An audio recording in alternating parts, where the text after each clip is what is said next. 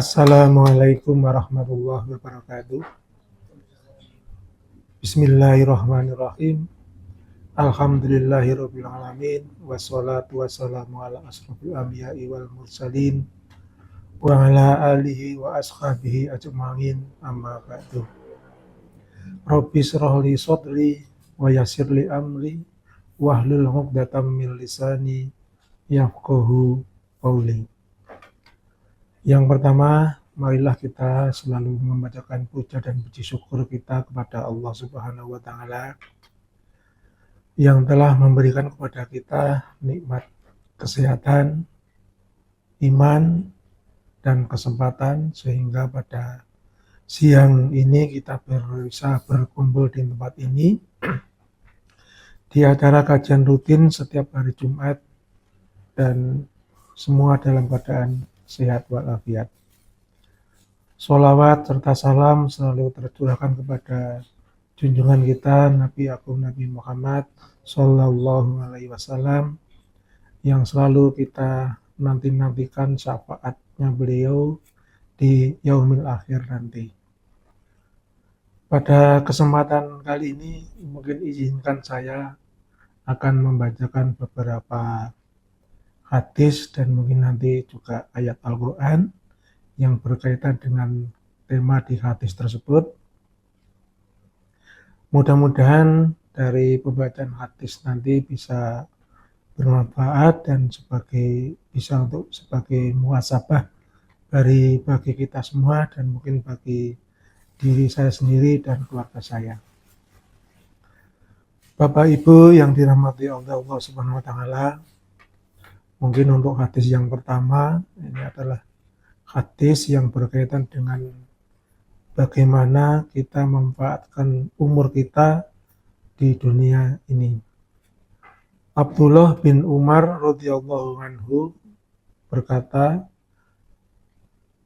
Rasulullah bersabda, "Idza amsayta fala tantadhiris sabaha wa idza asbahta fala tantadiril masa'a wa khudh min sihhatika limaradika wa min khiyatika limautika." Apabila engkau berada di waktu sore, janganlah menunda beramal di waktu pagi.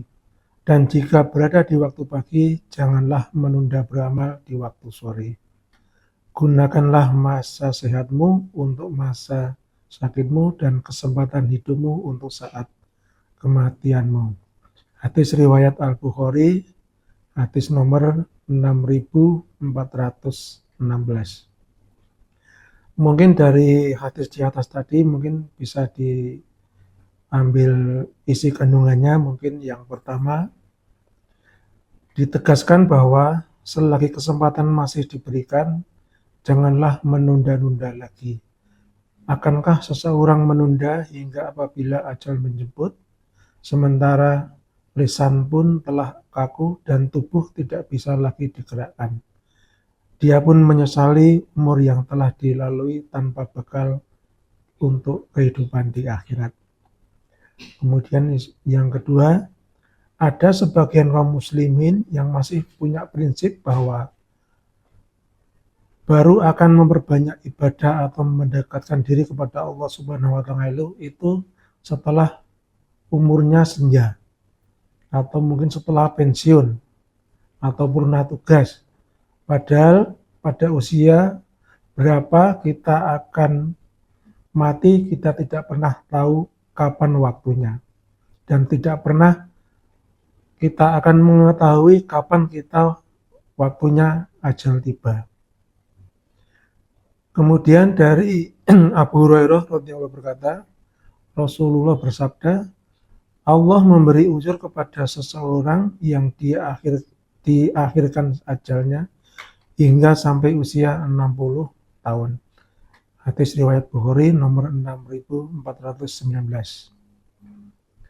Kemudian dari Ibnu Mas'ud radhiyallahu anhu, Allah berkata bahwa Rasulullah Shallallahu Alaihi Wasallam bersabda, tidak akan bergeser kaki manusia di hari kiamat nanti dari sisi Rabb-nya. Sehingga ditanya tentang 5 hal. Yang pertama tentang umurnya, dia gunakan untuk apa. Kemudian tentang masa mudanya, untuk apa dia habiskan. Kemudian tentang hartanya, dari mana ia peroleh dan untuk apa ia belanjakan. Serta tentang ilmu yang telah diperoleh, bagaimana mereka menggunakannya, dan apakah mereka telah menyebarkan ke orang lain. Hadis riwayat At-Tirmidzi nomor 949. Kemudian untuk ayat Al-Quran yang berkaitan dengan hal tersebut di atas adalah di Quran surat Fatir ayat 37. Allah Subhanahu wa taala berfirman, A'udzubillahi minasyaitonirrajim. Bismillahirrahmanirrahim. Wa hum yastarihuna fiha Rabbana ahrijna na'mal sholihan khairal ladzi kan kunna na'mal. Awalam nu'ammirkum ma yatadakkaru fihi man tadakkara wa ja'akumul nadir. Fadzuqu fama lidzolimina wa min nasir. Dan mereka berteriak di dalam neraka itu, ya Tuhan kami, keluarkanlah kami dari neraka. Niscaya kami akan mengerjakan kebaikan yang berlainan dengan yang telah kami kerjakan dahulu. Dikatakan kepada mereka, bukankah kami telah memanjangkan umurmu untuk dapat berpikir bagi orang yang mau berpikir? Padahal telah datang kepadamu seorang pemberi peringatan.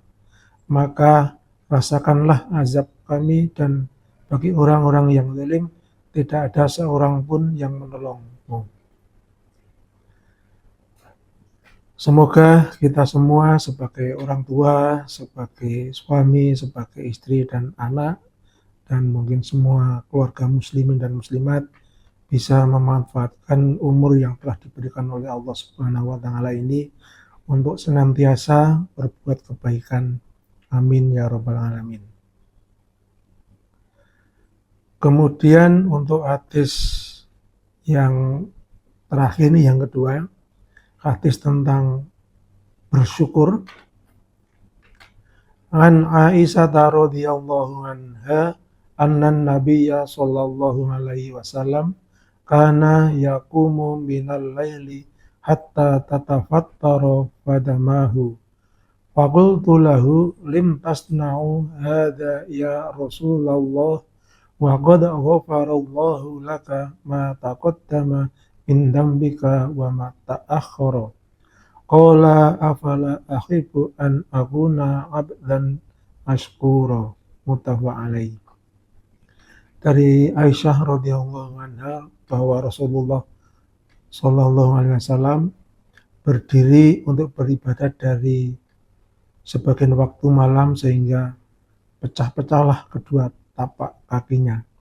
Aisyah lalu berkata padanya, mengapa Tuhan berbuat demikian, ya Rasulullah, sedangkan Allah telah mengampuni untuk Tuhan dosa-dosa Tuhan yang telah lalu dan yang kemudian.